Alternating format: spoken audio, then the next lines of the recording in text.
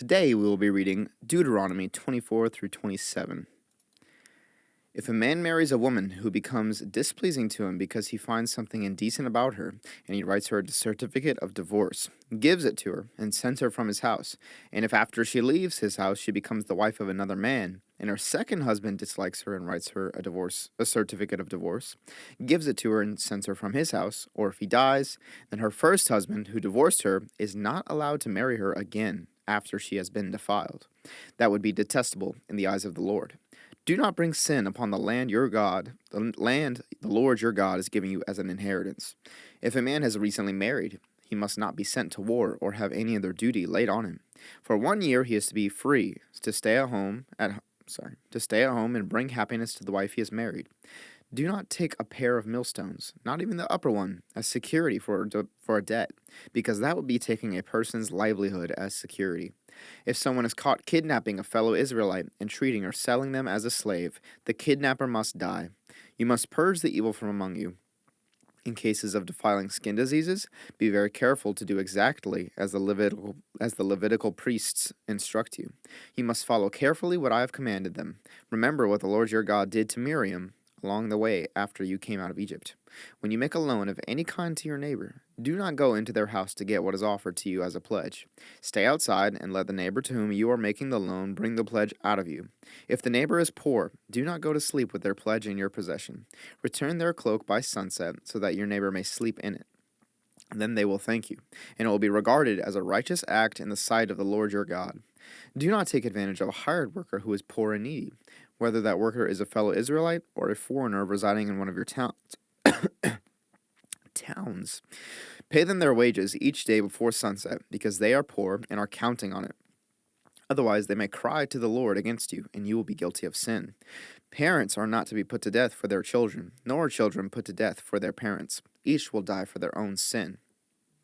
Do not deprive the foreigner or the fatherless of justice, or take the cloak of the widow as a pledge. Remember that you were slaves in Egypt, and the Lord your God redeemed you from there. That is why I commanded you to do this. When you are harvesting in your field and you overlook a sheaf, do not go back to get it. Leave it for the foreigner, the fatherless, and the widow, so that the Lord your God may bless you in all the work of your hands. When you beat the olives from your trees, do not go over the branches a second time. Leave what remains for the foreigner, the fatherless, and the widow. When you harvest the grapes in your vineyard, do not go over the vines again. Leave what remains for the foreigner, the fatherless, and the widow. Remember that you were slaves in Egypt. That is why I commanded you to do this. When people have a dispute, they are to take it to court, and the judges will decide the case, acquitting the innocent and condemning the guilty. If the guilty person deserves to be beaten, the judge shall make them lie down and have them flogged in his presence with the number of lashes the crime deserves. But the judge must not impose more than 40 lashes. If the guilty party is flogged more than that, your fellow Israelite will be degraded in your eyes. Do not muzzle an ox while it is treading out the grain.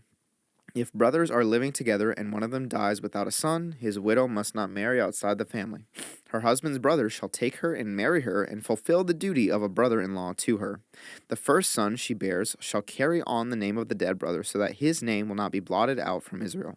However, if a man does not want to marry his brother's wife, she shall go to the elders at the town gate and say, "My husband's brother refuses to carry on his brother's name in Israel. He will not fulfill the duty of a brother-in-law to me."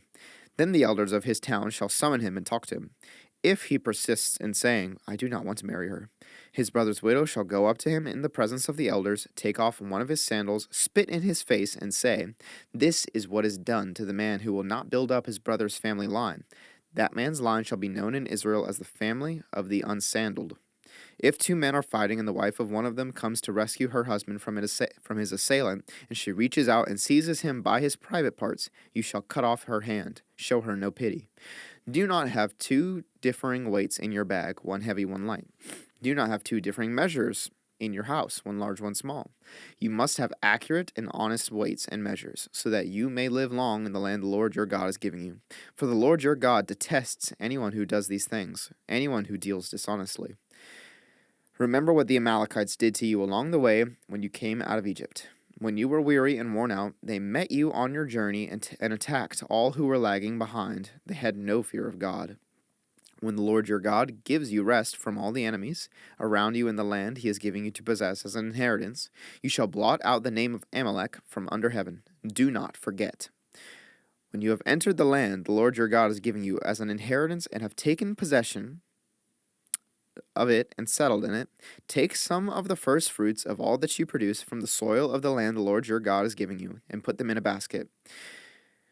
Then go to the place the Lord your God will choose as a dwelling for his name, and say to the priest in office at the time, I declare today to the Lord your God that I have come to the land the Lord swore to our ancestors to give us.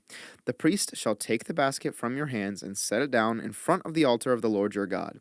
Then you shall declare before the Lord your God, my father was a wandering Aramaean, and he went down into Egypt with a few people and lived there and became a great nation, powerful and numerous. But the Egyptians mistreated us and made us suffer, subjecting us to harsh labor.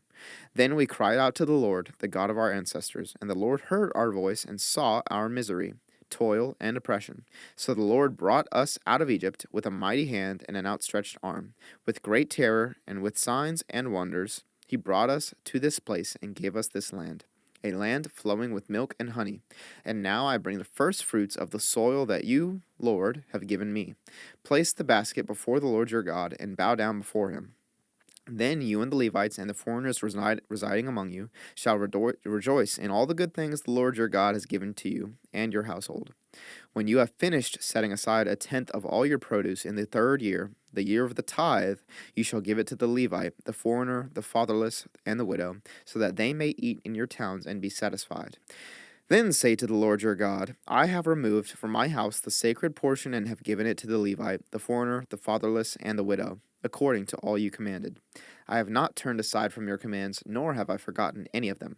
I have not eaten any of the sacred portion while I was in mourning, nor have I removed any of it while I was unclean, nor have I offered any of it to the dead. I have obeyed the Lord my God.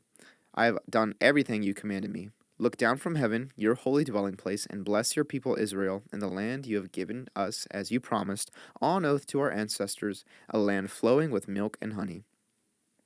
The Lord your God commands you this day. The Lord your God commands you this day to follow these decrees and laws. Carefully observe them with all your heart and with all your soul. You have declared this day that the Lord is your God, and that you will walk in obedience to him, that you will keep his decrees, commands, and laws, that you will listen to him. And the Lord has declared this day that you are his people, his treasured possession, as he promised, and that you are to keep all his commands. He has declared that he will set you in praise, fame, and honor high above all the nations he has made, and that you will be a people holy to the Lord your God, as he promised. Moses and the elders of Israel commanded the people, keep all these commands that I give you today. When you have crossed the Jordan into the land the Lord your God is giving you, set up some large stones and coat them with plaster. Write on them all the words of this law when you have crossed over to enter the land the Lord your God is giving you, a land flowing with milk and honey, just as the Lord, the God of your ancestors, promised you. And when you have crossed the Jordan, set up these stones on Mount Ebal, as I command you today, and coat them with plaster. Build there an altar to the Lord your God, an altar of stones. Do not use any iron tool on them. Build the altar of the Lord your God with field stones and offer burnt offerings on it to the Lord your God. Sacrifice fellowship offerings there, eating them and rejoicing in the presence of the Lord your God, and you shall write very clearly all the words of this law on these stones you have set up. Then Moses and the Levitical priests said to all Israel, Be silent, Israel, and listen. You have now become the people of the Lord your God. Obey the Lord your God and follow his commands and decrees that I give you today. On the same day, Moses commanded the people, When you have crossed the Jordan, these tribes shall stand on Mount Gerizim to bless the people: Simeon, Levi, Judah, Issachar, Joseph, and Benjamin. And these tribes shall stand on Mount Ebal to pronounce curses: Reuben, Gad, Asher, Zebulun, Dan, and Naphtali. The Levites shall recite to all the people of Israel in a loud voice: Cursed is anyone who makes an idol, a thing detestable to the Lord, the work of skilled hands, and sets it up in secret. Then all the people shall say, Amen. Cursed is anyone who dishonors their father or mother. Then all the people shall say, Amen. Cursed is anyone who moves their neighbor's boundary stone. Then all the people shall say, Amen. Cursed is anyone who leads the blind astray on the road. Then all the people shall say, Amen. Cursed is anyone who withholds justice from the foreigner, the fatherless, or the widow. Then all the people shall say, Amen. Cursed is anyone who sleeps with his father's wife, for he dishonors his father's bed. Then all the people shall say, Amen. Cursed is anyone who has sexual relations with any animal. Then all the people shall say, Amen. Cursed is anyone who sleeps with his sister, the daughter of his father, or the daughter of his mother. Then all the people shall say, Amen. Cursed is anyone who sleeps with his mother-in-law. Then all the people shall say, Amen. Cursed is anyone who kills their neighbor secretly. Then all the people shall say, Amen. Cursed is anyone who accepts a bribe to kill an innocent person. Then all the people shall say, Amen. Cursed is anyone who does not uphold the words of this law by carrying them out. Then all the people shall say, Amen.